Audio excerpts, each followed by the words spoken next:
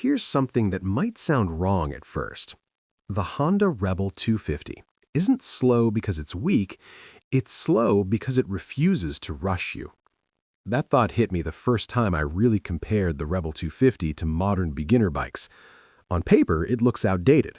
Small engine, old school tech, no riding modes, no flashy screens. And yet, every time I think it should feel irrelevant, it doesn't. It feels intentional. When I look at the Rebel 250, I don't see a starter bike in the usual dismissive way. I see a motorcycle that was designed around restraint. Honda didn't try to impress you. They tried to keep you riding. What surprised me was how different it feels compared to newer 300s and 400s. Those bikes want to prove something. The Rebel 250 doesn't. It just settles into its role quietly, almost stubbornly. Most people miss this part. The Rebel 250 isn't trying to teach speed, it's teaching control. When I compared it mentally to something like a Ninja 300 or even Honda's own CBR lineup, the difference wasn't power, it was pressure. Faster bikes create expectations. You feel like you're supposed to push them. The Rebel 250 removes that feeling entirely. And that changes how you ride. You sit low, feet forward, bars relaxed. The bike doesn't ask you to attack corners or chase RPMs. It asks you to be smooth, to think ahead, to read traffic. That's not boring riding. That's foundational riding. I noticed something else, too. People often say the Rebel 250 is too small or only for beginners, but that assumes motorcycles are ladders, as if the only goal is to climb to something bigger. What if the point is comfort? What if the point is confidence? The Rebel 250 shines in situations nobody brags about: stop-and-go traffic, tight parking, narrow streets, short daily rides, the moments where heavy bikes become annoying instead of fun. And here's a misconception I hear all the time: you'll outgrow it in 6 months. Maybe, but maybe not. I think people confuse boredom with familiarity. Once you stop being scared of a bike, they think it's time to replace it. The Rebel 250 doesn't rely on fear to feel alive. It relies on balance. I compared it to heavier cruisers too. The bigger Rebels, Shadows, even entry-level Harleys.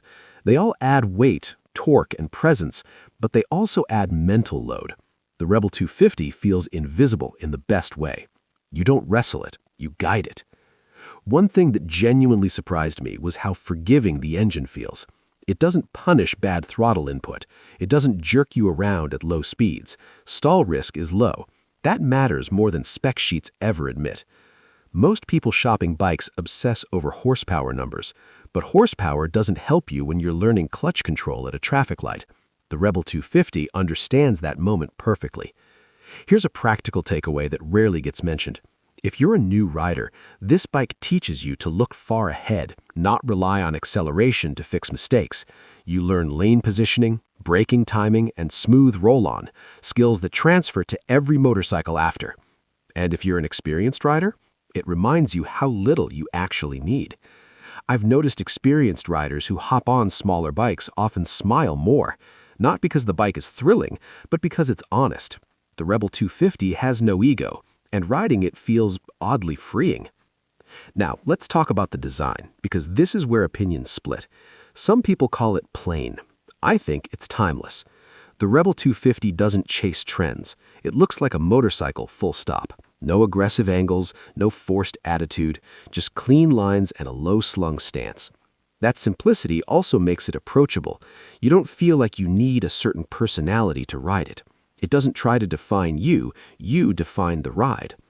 Another mistake people make is underestimating its reliability. Honda built this thing to last forever. Air-cooled, simple engineering, minimal electronics. Less to break, less to worry about. For daily riders, that matters more than weekend performance. I compared maintenance expectations mentally, and it's not even close. The Rebel 250 is the kind of bike you forget about until it's time to ride again. That's a compliment. Fuel economy is another quiet win. You don't think about gas, you just ride, and that changes your relationship with the bike. It feels less like a machine you manage and more like a tool that's always ready. But let's be honest for a moment. Yes, the Rebel 250 struggles on highways. Yes, passing power is limited.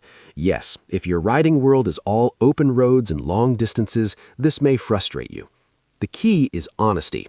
This bike isn't pretending to be something else. It's a city cruiser, a learner, a calm companion. The problem isn't the bike, it's mismatched expectations.